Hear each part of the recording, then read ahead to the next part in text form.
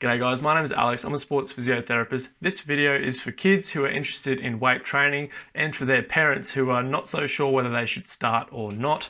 So if your child is interested in Olympic weightlifting or just going to the gym or things like CrossFit, today I'm going to show both you and your child how they can actually determine whether they can start doing their training through 6 different exercise tests that can be done together. It's going to spit out a score and that'll give you an idea of a ballpark of whether your kid's strong enough to start doing weight training at home or in a gym.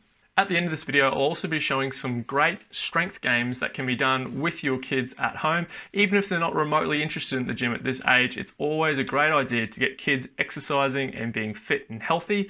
And these strength games, they won't even know that they're doing strength training because they'll be having that much fun doing them.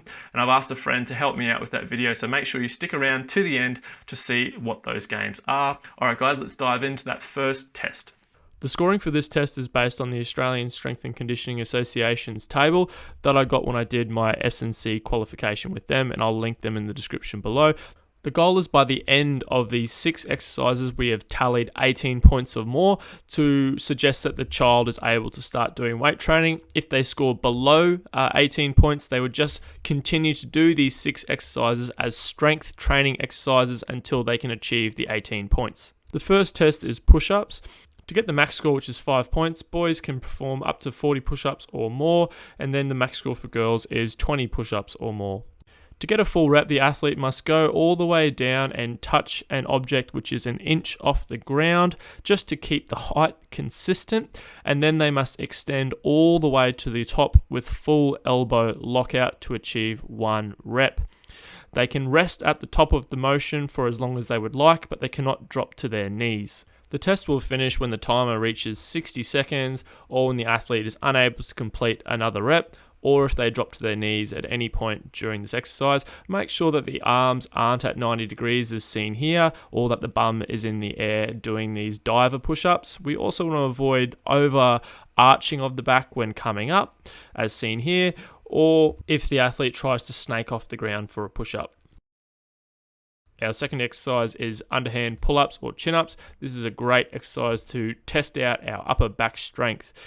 To get the top score of 5 points, boys must get 12 reps or more and girls must get 6 reps or more.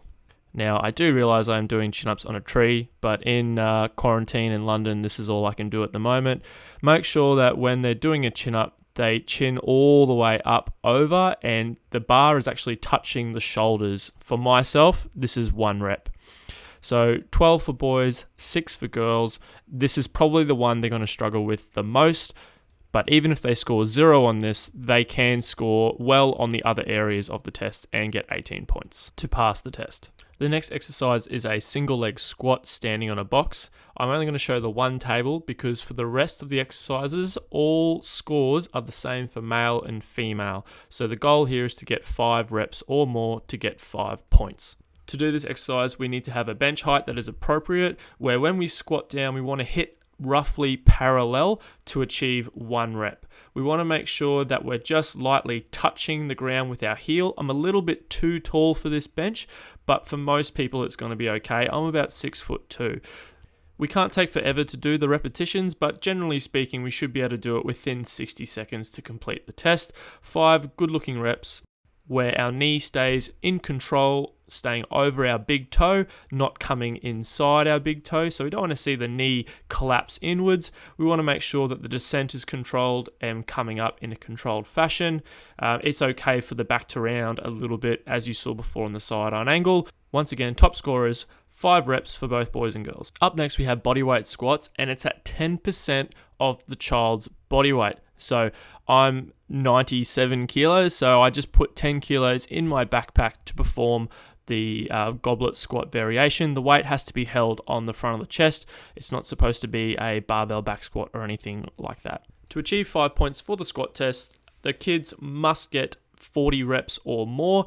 Doesn't matter if it's a boy or a girl, they're all scoring the same now for these other exercises. They must go down and break parallel. So I set up using a box or a bench height that is roughly at 90 degrees or at parallel. So when they're squatting down, they're getting down to that right angle position, and then they extend all the way up to the top where hips and knees lock out. That is 1 rep. We're trying to get 40 reps or more within 60 seconds. So as seen in the side on angle here, I'm going to just below 90 degrees. I probably don't even have to go as low as that, and that's why having the box and the chair comes into play, so that the kids know how low they have to go, because most of them, let's be honest, probably haven't done much squatting before in a formalized sense. So weights on the chest, I'm keeping my trunk fairly upright, but the main thing is that they're locking their knees and hips out at the top. So our 5th exercise is a front plank or a hover hold, as it says in the table here. The goal is 2 minutes or more for boys and girls. So there's a little bit of technical work here. We want to make sure that our back is nice and straight, that we're not overarching or having our bum too high in the air. We want to make sure that when we're performing a plank, we have our elbows pretty much underneath our shoulders, our legs are straight, and we're not arching or keeping our bum too high in the air. We want to be nice and flat, and I feel that the technique in the video at the moment isn't too bad. So as a standard, that's probably pretty spot on. We want to be holding this for as long as possible. The kids can get 1 warning to correct their mistake. However, if they are unable to correct that mistake, or they repeat the mistake again, even if it's a different correction, we just have to stop the test there and then record our score. This is definitely a really challenging exercise, and probably the second hardest exercise for the kids to do in this series. So make sure we tell them not to be disappointed if they can't achieve the 2 minutes. They only have to score 18 points or more. Remember, they don't need to be perfect on every single score. So finally, we're doing twisting sit-ups for the 6th exercise. We want to get 40 reps or more within 60 seconds. Performing the rep, we want to make sure that we're coming all the way up and twisting at the top of the motion.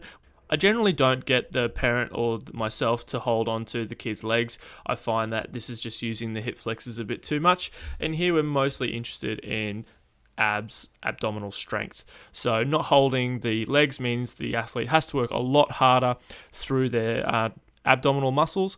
We also want to make sure that the hands are across their chest. If we pop the hands behind the head, we can tend to use our arms to help and sort of put a bit more pressure on the neck, which I just don't think is necessary when performing this test. Once again, the goal is to achieve 40 reps or more within 60 seconds for both boys and girls to achieve 5 points for this test. I would have all kids rest 5 minutes in between doing each of the 6 exercises. If you just do them all back to back without enough rest, the kid isn't going to score as well as they could, meaning that they may miss the cutoff for allowing them to get into the weight room. Just remember that these are guidelines from the ASCA. I do support them and think they're a great benchmark. However, once again, it is just a guideline. So guys, it's time to move on to the special surprise at the end of the video, which is animal movements. So I recruited my mate Chris Nainer. You can check him out on Instagram, or Train Station Fitness, which is on YouTube. So he's doing a lizard crawl on the left and bunny hop on the right. Lizard crawl is a great upper body exercise and hip mobility, and the bunny hop is obviously a classic, really good at developing lower leg strength and working on end of range hip flexion. We've also got gorilla walk, which once again opens up the hips, keeps a nice upright body trunk.